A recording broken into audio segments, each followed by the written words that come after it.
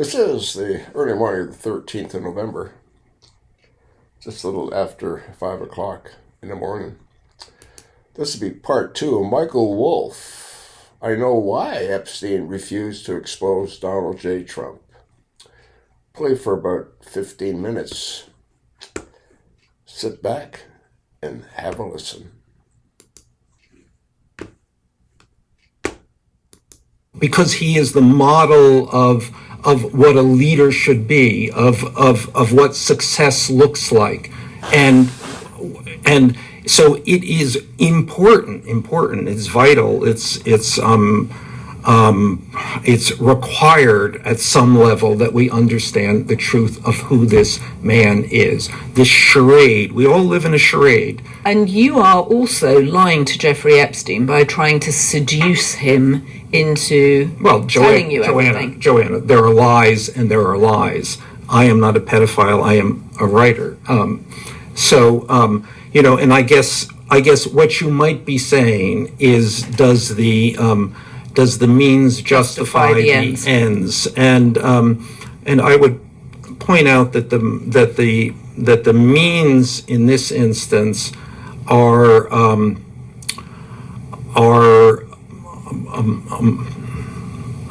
kind of set of white lies. They harm no one, and they produce the end. I got this story. I am the only one.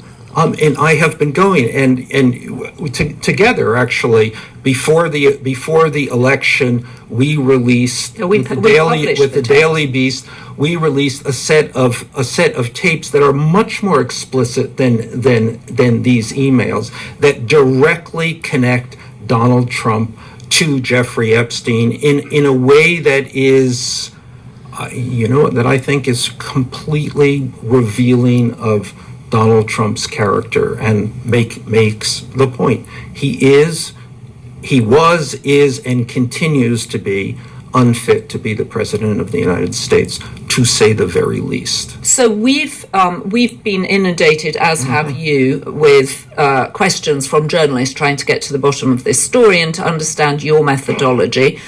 We've put them together, and there's some questions here from a guy called Eric Wimple at the New York Times. I'm going to read out his questions.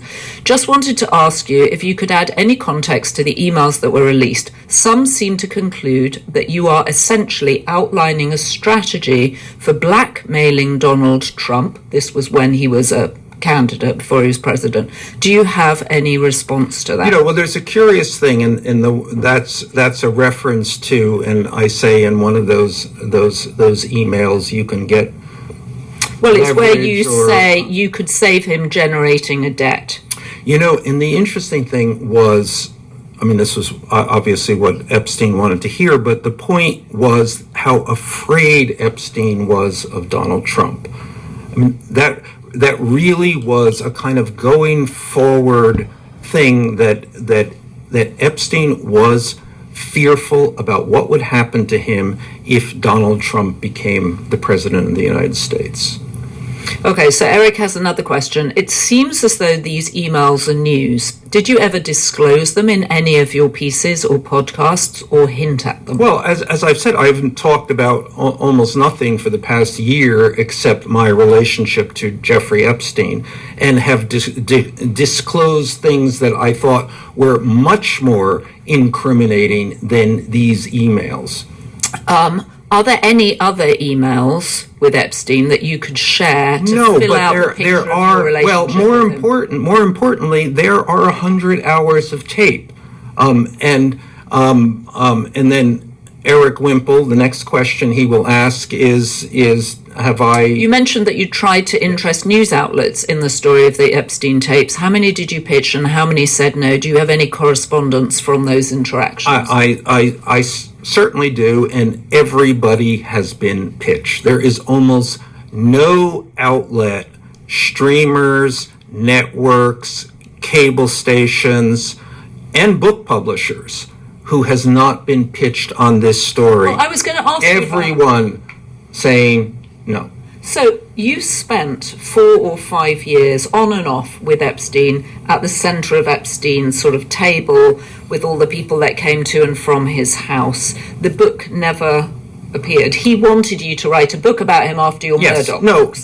But several other books did appear, which is, he became a very... Do you mean several other books by you? Or yes, by me. So he became a very significant source for me for my 4 books about Donald Trump. I understand Donald Trump as well as I do, partly because of Jeffrey Epstein. I mean, there are many other people and many other sources in these books, but Epstein's, I have always found probably the 2 people who have been most insightful about Donald Trump are Jeffrey Epstein and Steve Bannon, who actually curiously then became friends. So is one of the reasons that the networks and streaming services or whatever have turned you down on this is because Jeffrey Epstein is thought to be an unreliable narrator? I don't think so. I think the reason is that they are scared. They're scared of being sued by the Trump administration. They're uncomfortable with how to talk about this story. They don't want to see Jeffrey Epstein in any more than that single lens through which we view him. And these tapes go all over the place. They really show a life in full. I mean, a really strange life and clearly a diabolical life. But he is something else in these tapes beyond just the man who victimized many girls. But I actually don't think that's the man. I think they are afraid of what Donald Trump will do. And remember, Donald Trump has repeatedly, at every instance, turned to the media outlets, and if he doesn't like what they do, he sues them. I know getting the story is important. Are there any lines that you wouldn't cross?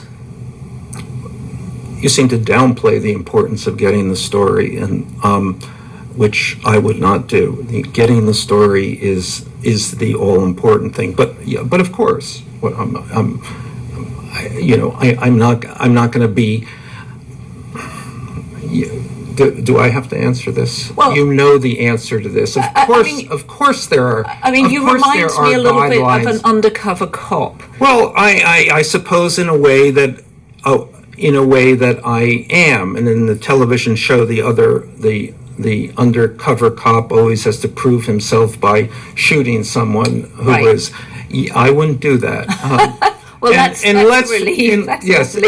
Let's remember what I did.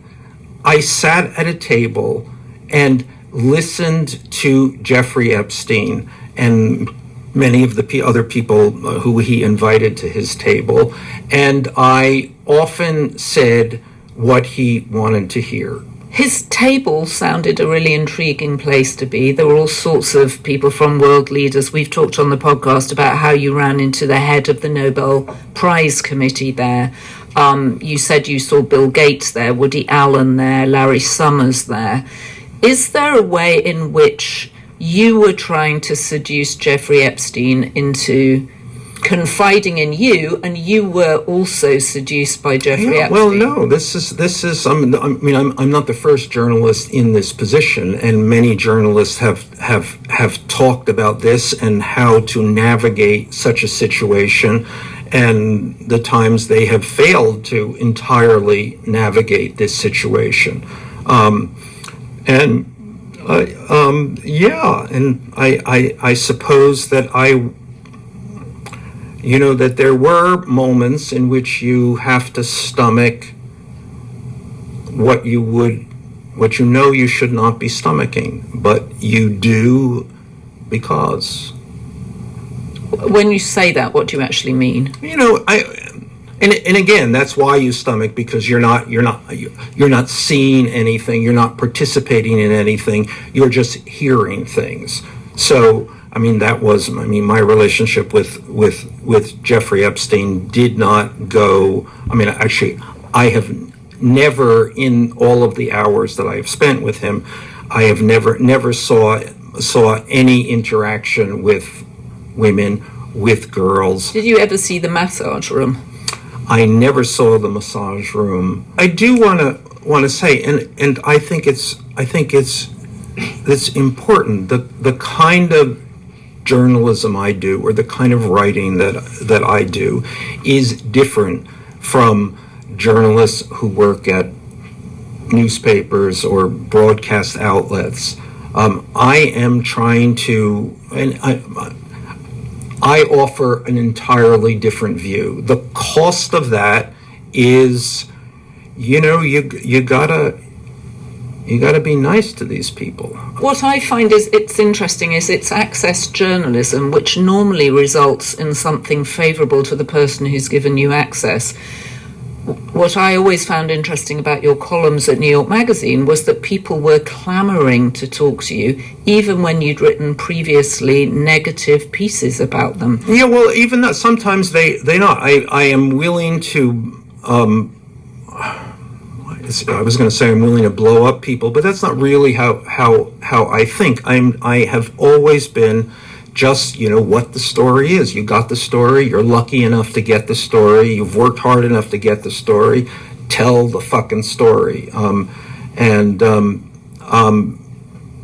Usually that results in the people you're telling the story about really hating you, but, what the hell? So what more do you think the Oversight Committee is going to release? I guess they're just releasing whatever they can get, and appears to be dueling releases from the Republicans, from the Democrats. But I think that this is all signs of an investigation that is closing in on its subject, and it's sometimes.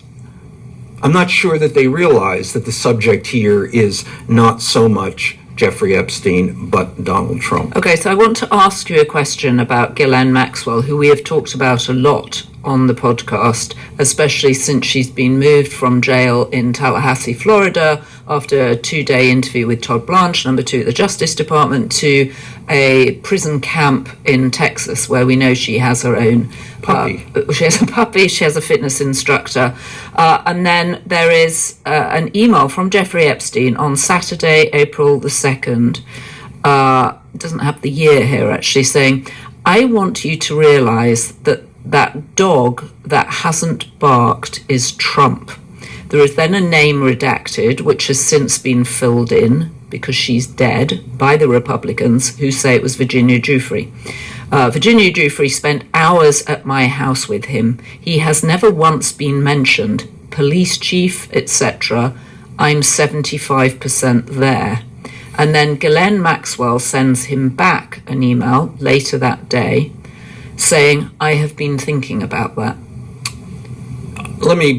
Before we go to that email per se, I think it's going to be interesting. Donald Trump has clearly been getting ready to pardon Ghislaine or commute her sentence or get her out of jail in some way. I think that's going to be very hard for him to do now, which probably has other complications for him, because if he breaks his deal with Ghislaine gets to talk. But if he reneges on his deal, and her method of talking, as remember with the birthday letter, is a method of leaks, and which could be, as the birthday letter was, pretty devastating to Donald Trump. Because her family, who we think are behind the leak of the birthday letter, are determined to get her out of jail and feel that she is the only person in this entire Epstein saga to have gone to jail, that other men that we assume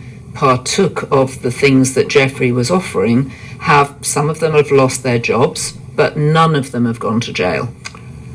No, but they have, a lot of them have suffered terrifically, have been held to account in some ways. The one who has not been held to account in any way is the President of the United States. Right, but losing your job isn't the same as being sentenced to 20 years it is in not, jail. but not losing your job and facing disgrace is also a lot different than being the most powerful man in the world and